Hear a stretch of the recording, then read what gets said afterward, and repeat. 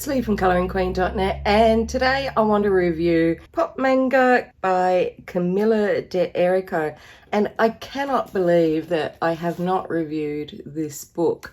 I've had it since it came out and I was very sick at the time, and I guess I overlooked actually reviewing it. So here it is, better late than never. So we've got the gorgeous cover that is a lovely blue matte with an illustration from Camilla. Fold out dust jacket featuring some very hand-drawn sketchy looking stars. And then we've got the white paper, very smooth, with Camilla's well-known and well-loved artwork. And just because this book came out a few years ago doesn't mean it's not new to some of you, because we all come to colouring at a different time. No one blew the whistle and we all started at once. So Camilla's artwork, and you can better see it on her Instagram account or in some of her coloured art books that she has. It's very surreal, it's very different from other artists that you might come across in the colouring community. Got gorgeous line art, like I love this. It looks so pencil drawn, and when you see it coloured it's just beautiful. So it's kind of sketchy, kind of pencil drawn looking, with these contrasting, very crisp and computer generated background images on them. These are just beautiful. She paints murals, she does all sorts of things. She's such a talent. Look at this, she's got a mouth sewn shut with the teddy bear. But very surreal artwork. Since this book, Camilla's had the Cute and Creepy colouring book, which great one for Halloween, as well as her Mermaids colouring book. But this first one is still a favourite of mine. I love looking at the illustrations. I love, sometimes just looking on her Instagram feed and seeing how she coloured them.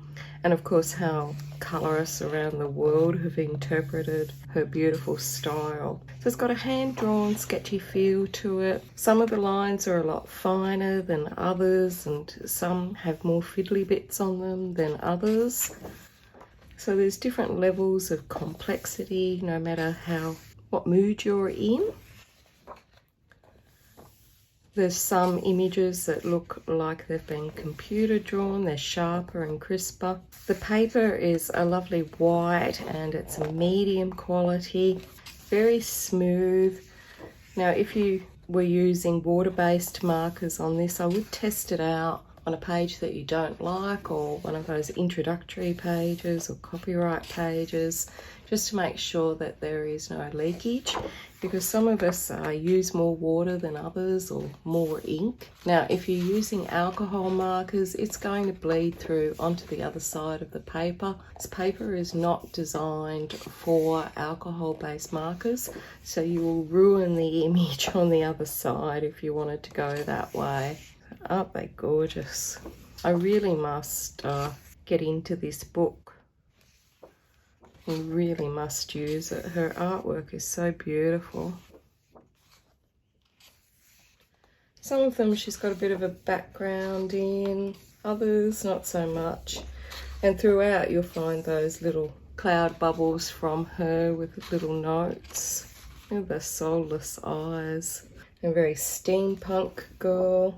And of course you don't have to colour those backgrounds, you could just leave them if you wanted to, up to you. Now the images do run into the ditch down the middle there, but it does lay down flat really well, and it's got like a stitch binding on it as well, and it loosens up really well. So it's a great binding for colouring these double page spreads, because you're not getting that little bit of ditch that you sometimes get with other colouring books that are more tightly bound. So all these beautiful portraits, or just faces. It's just fabulous. And I've been moving the book as I go along. Anyway, I'm glad that I've got this one reviewed. So I like to have all of my collection filmed. So there we have it from Camilla d'Erica, her first colouring book, Pop Manga. The links to buy it are below the video. Until next time, stay safe and happy colouring.